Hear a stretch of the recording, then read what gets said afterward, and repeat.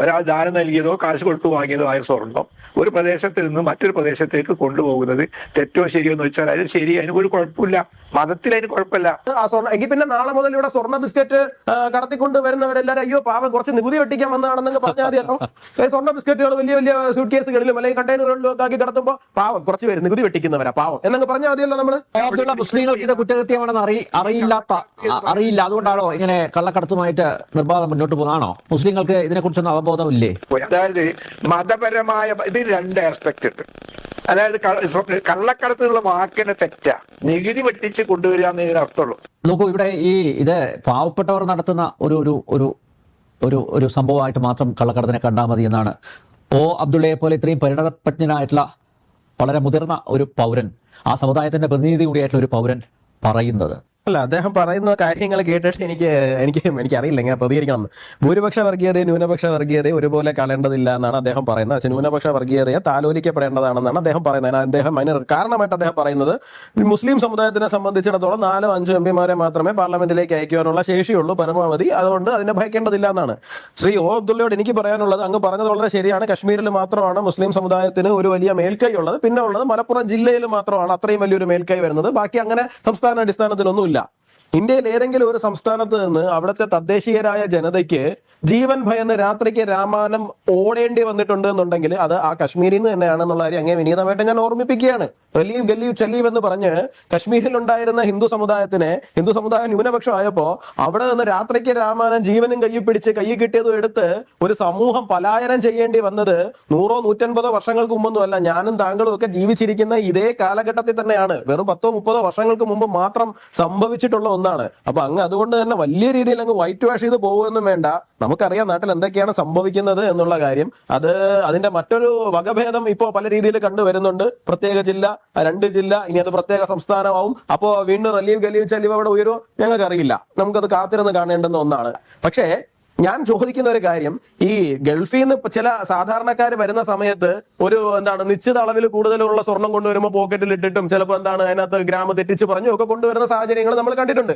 അതിനെയൊക്കെ നിങ്ങൾ ഈ പറയുന്ന നികുതി വെട്ടിപ്പ് എന്ന് പറഞ്ഞു കഴിഞ്ഞാൽ ഞാനും സമ്മതിച്ചു തരാം. കാരണം അവരെ പോലുള്ളവരെ കരുതിയിട്ടാണ് ഈ കസ്റ്റംസിന്റെ നിയമത്തിനെ അത്രയും ലഘൂകരിച്ച് വെച്ചിരിക്കുന്നത്. കാരണം അവരെ കള്ളക്കടത്തുകാരായിട്ട് ചിത്രീകരിക്കേണ്ടെന്നുള്ളത്. ഇത് സ്വർണത്തിനെ ഉരുക്കി ക്യാപ്സ്യൂൾ രൂപത്തിലാക്കി തങ്ങളുടെ ഗുഹ്യഭാഗങ്ങളിൽ ഒളിപ്പിച്ച് അത് കിലോ കണക്കിന് സ്വർണം കടത്തിക്കൊണ്ട് വരുന്നത് നികുതി വെട്ടിപ്പാകുന്നത് എങ്ങനെയാണ്? എനിക്ക് മനസ്സിലാകുന്നില്ല. ഇത് നികുതി വെട്ടിപ്പാണോ? ഇതിനെയാണ് നമ്മൾ കള്ളക്കടത്ത് എന്ന് പറയുന്നത്. ഇത് നികുതി വെട്ടിപ്പല്ല. ഇത് ബോധപൂർവമായിട്ട് ഒരു വസ്തുവിനെ മറ്റൊരു സ്ഥലത്തേക്ക് കടത്തിക്കൊണ്ടു പോകുന്നതാണ്. അതിന് അവർ പണിയെടുക്കുന്നുണ്ട്, അവർ ആ സ്വർണത്തിന് ഉരുക്കുന്നുണ്ട്. ആ സ്വർണ്ണം എങ്കിൽ പിന്നെ നാളെ മുതൽ ഇവിടെ സ്വർണ്ണ ബിസ്ക്കറ്റ് കടത്തിക്കൊണ്ട് വരുന്നവരെല്ലാരും അയ്യോ പാവം കുറച്ച് നികുതി വെട്ടിക്കാൻ വന്നതാണെന്നൊക്കെ പറഞ്ഞാൽ മതിയല്ലോ. സ്വർണ്ണ ബിസ്ക്കറ്റുകൾ വലിയ വലിയ സൂട്ട് കേസുകളിലും അല്ലെങ്കിൽ കണ്ടെയ്നറുകളിലും ഒക്കെ ആക്കി കടത്തുമ്പോൾ പാവം കുറച്ച് പേര് നികുതി വെട്ടിക്കുന്നവരാ പാവം എന്നൊക്കെ പറഞ്ഞാൽ മതിയല്ലോ. നമ്മള് അവർ കള്ളക്കടത്തുകാരായില്ലല്ലോ. അതെങ്ങനെ ഗോൾഡ് സ്മഗ്ലിംഗ് എന്നുള്ള വാക്ക് തന്നെ തെറ്റായി മാറില്ലേ നമുക്ക്?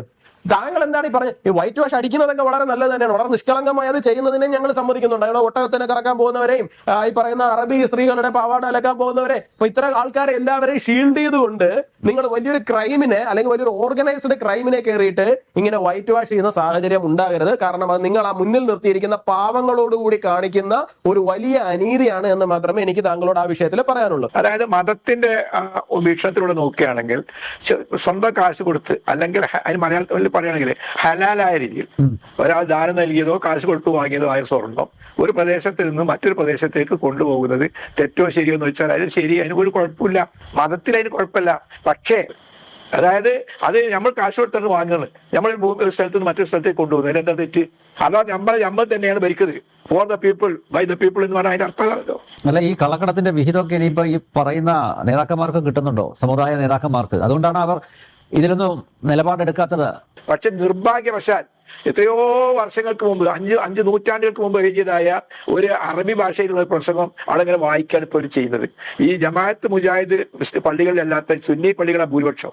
ആ ഭൂരിപക്ഷം പള്ളികളിൽ മുഴുവനും ഇത് വായിക്കാൻ ഇതിനെന്ത് ചെയ്യാൻ പറ്റും?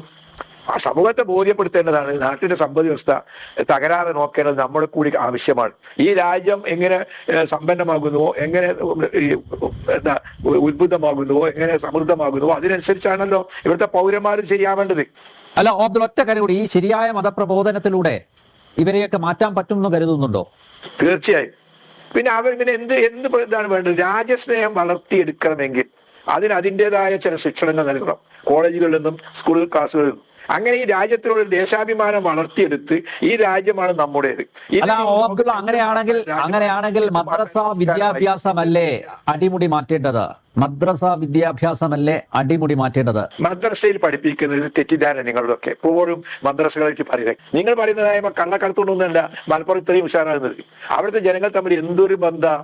അവിടെയൊക്കെ താമസിക്കുന്ന തെക്കൻ തിരുവിതാംകൂറിനും കൊച്ചിയിലൊക്കെ ആൾക്കാർ, ഞാൻ അവിടെ പോയി താമസിച്ചിട്ടുണ്ട് 5-6 കൊല്ലം. അവർക്ക് ഇവിടുന്ന് പോവാനേ തോന്നുന്നില്ല. മലപ്പുറത്ത് ഒരു 3-4 സെന്റ് കിട്ടിക്കഴിഞ്ഞാൽ ഇവിടെ നിശ്ചയിക്കപ്പെടുന്ന അധ്യാപകരൊക്കെ അത് വാങ്ങിയിട്ട് ഇവിടെ 100 കണക്കിൽ ആൾക്കാർ ഇവിടെ നിന്ന് താമസിക്കുന്നുണ്ട്. അതേ തിരുവിതാംകൂറിൽ പോയി ഒരുത്തനെങ്കിലും ഒരാഴ്ച അവിടെ താമസിക്കും. യുവരാജ്, എന്തായാലും മുസ്ലിം വോട്ട് ബേസ് അത് കൈവിട്ടു പോയിരിക്കുന്നു എന്ന തിരിച്ചറിവ്, ഇനി ഭൂരിപക്ഷത്തിന്റെ വോട്ടുകൾ വേണം, തെരഞ്ഞെടുപ്പ് വരാൻ ഇരിക്കുന്നു. പക്ഷേ ഇപ്പോഴിതാ വീണ്ടും മുസ്ലിം ന്യൂനപക്ഷത്തെ പ്രീണിപ്പിക്കാനുള്ള ചില ശ്രമങ്ങൾ, അതിന്റെ ഭാഗമായിട്ടൊക്കെ അല്ലേ ഈ ഗോവിന്ദന്റെ പ്രസ്താവനയൊക്കെ കാണേണ്ടത്? തീർച്ചയായിട്ടും ഇതിനകത്ത് 1-2 വിഷയങ്ങൾ ഞാൻ ഒരു കാര്യം പറഞ്ഞിട്ടുണ്ട്. ശ്രീ അബ്ദുള്ള പറഞ്ഞുകൊണ്ടിരുന്ന ഒരു കാര്യത്തിന് മറുപടി മറ്റൊന്നുമല്ല. അദ്ദേഹം പറഞ്ഞുകൊണ്ടിരുന്നപ്പോൾ ഞാൻ ഇന്ന് രാവിലെ ശ്രീ ആരിഫ് ഹുസൈൻ ഉണ്ടല്ലോ, നമ്മുടെ എക്സ് മുസ്ലിം ആയിട്ടുള്ള അദ്ദേഹത്തിന്റെ ഒരു സ്പീച്ച് കേൾക്കുകയാണ്. അപ്പൊ അദ്ദേഹം പറഞ്ഞിരുന്നതെന്ന് വെച്ചാൽ, അദ്ദേഹം മദ്രസ വിദ്യാഭ്യാസം കഴിഞ്ഞു കഴിഞ്ഞപ്പോൾ അദ്ദേഹത്തിനെ സംബന്ധിച്ചിടത്തോളം അദ്ദേഹം ഇന്നേ വരെ ജീവിതത്തിൽ ഒരു ജൂതനെ, ഇന്നത്തെ ദിവസത്തിന് ഒരു പ്രത്യേകതയുണ്ട്, ഇസ്രായേലിന്റെ ഹമാസ് അറ്റാക്ക് ചെയ്തതിന്റെ 1-ാം വാർഷികമാണ്. അപ്പൊ അതിനെക്കുറിച്ച് അദ്ദേഹം പറഞ്ഞാണ്, ഇന്നേ വരെ ജീവിതത്തിൽ ഞാൻ ഒരു ജൂതനെ പോലും കണ്ടിട്ടില്ല, പക്ഷേ ഒരു ജൂതനെ കണ്ട തല്ലിക്കൊല്ലാനുള്ള ദേഷ്യവും കൊണ്ടാണ് അദ്ദേഹം ജീവിതകാലം മുഴുവൻ നടന്നിരുന്നതെന്നാണ്. എന്തായാലും അദ്ദേഹം ഇസ്രായേലിൽ പോയി ജൂതന്മാരോട് ഇടപെട്ടിട്ട് അങ്ങനെ ഒന്നും ഉണ്ടായതല്ല എന്നും അദ്ദേഹം തന്നെ പറയുന്നുണ്ട്. അത് ഈ പറയുന്ന മദ്രസ വിദ്യാഭ്യാസം കൊണ്ട് കാര്യമാണ്. എല്ലാ മദ്രസകളിലും ഇങ്ങനെ വിദ്യാഭ്യാസം, എനിക്കറിയില്ല മദ്രസയിൽ എന്താണ് പഠിപ്പിക്കുന്നത്, എല്ലാ മദ്രസകളിലും ഇങ്ങനെ വിദ്യാഭ്യാസം കൊടുക്കുന്നു എന്നൊന്നും ഞാൻ പറയുന്നില്ല. ശ്രീ അബ്ദുള്ള പറഞ്ഞതുപോലെ ആയിരിക്കാം ചിലപ്പോൾ.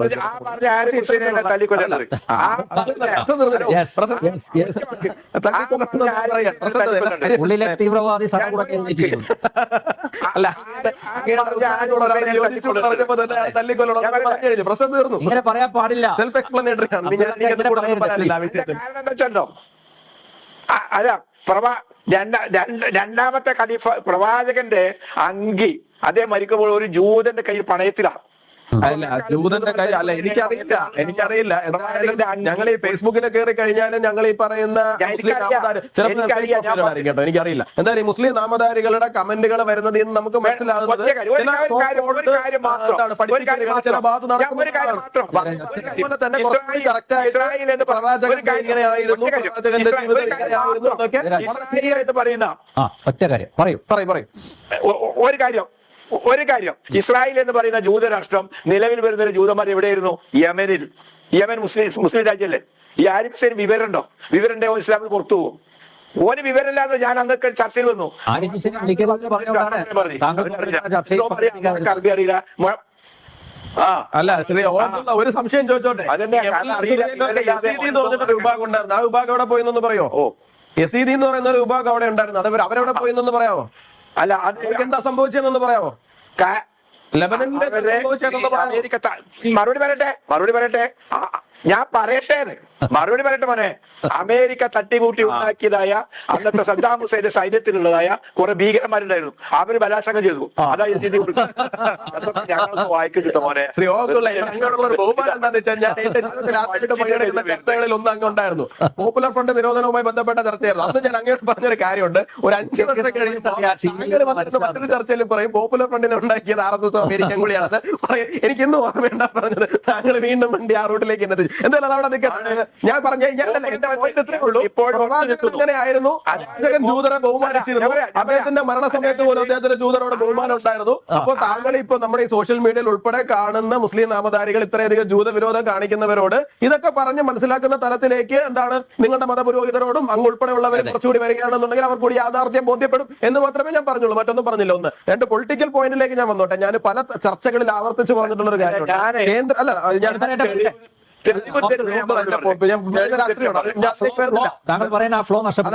രാഷ്ട്രീയമാണ് ഞാൻ പറയുന്നത്.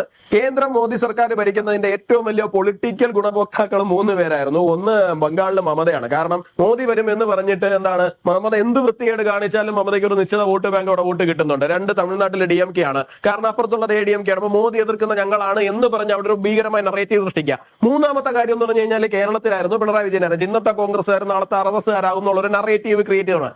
കഴിഞ്ഞ പാർലമെന്റ് തെരഞ്ഞെടുപ്പോടുകൂടി കോൺഗ്രസിന് എന്തോ ഒരു ബൂമ് വന്നു എന്നുള്ളൊരു പൊളിറ്റിക്കൽ നറേറ്റീവ് കേരളത്തിൽ സെറ്റായതിന്റെ റിസൾട്ടാണ് ശരിക്കും പറഞ്ഞു കഴിഞ്ഞാൽ കമ്മ്യൂണിസ്റ്റ് പാർട്ടി ഇപ്പൊ അനുഭവിച്ചുകൊണ്ടിരിക്കുന്നത്. കാരണം മുസ്ലിം വോട്ട് അവർ കരുതിയിരുന്നത്, അവരിൽ നിൽക്കുന്നു കരുതിയിരുന്നത് ഇല്ല, കോൺഗ്രസിന്റെ എന്തോ തിരിച്ചുവരവ് സംഭവിച്ചിട്ടുണ്ട് എന്നുള്ള ധാരണയിൽ തിരിച്ച് UDF പോകുന്നു എന്ന് CPM മനസ്സിലായി. പക്ഷെ കയ്യിലുണ്ടായിരുന്ന ഹിന്ദു വോട്ട് നഷ്ടപ്പെടുകയും ചെയ്തു അത്രയും നാളത്തെ മുസ്ലിം പ്രീണനത്തിനോടുകൂടി. അപ്പോ അതിനെ മറികടക്കാൻ വേണ്ടിയിട്ടുള്ള ചില നാടകങ്ങളും ചില ഗിമ്മിക്കുകളും മാത്രമാണ് ഇപ്പൊ കാണിച്ചുകൊണ്ടിരിക്കുന്നത്.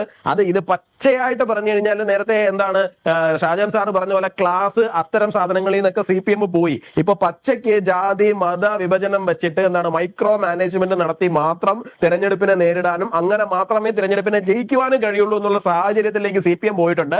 അതിന്റെ ഒരു ട്രപ്പീസ് കളിയാണ്. നമ്മൾ ഈ സർക്കസിലെ ട്രപ്പീസ് കളി കണ്ടിട്ടുണ്ടല്ലോ. കുറെ സാധനങ്ങൾ എറിഞ്ഞു പിടിച്ച് എന്താണ് കുറെ ഭാഗത്തുള്ള മുസ്ലിം വോട്ടിനെ പിടിച്ചിരുത്തി, ഇപ്പുറത്തുള്ള ക്രിസ്ത്യൻ വോട്ടിനെ പിടിച്ചിരുത്തി, ഇപ്പുറത്തുള്ള ഹിന്ദു വോട്ടിനെ പിടിച്ചിരുത്തി. ഈ ട്രപ്പീസ് കളിയാണ് ഇപ്പൊ CPM. അത് അവസാനത്തെ നിലനിൽപ്പിനായിട്ടുള്ള കളിയാണ്. അതൊരു നൂലിന്റെ പുറത്ത് നിന്ന് കളിക്കുകയാണ്. ഏത് നിമിഷവും തഴപ്പും.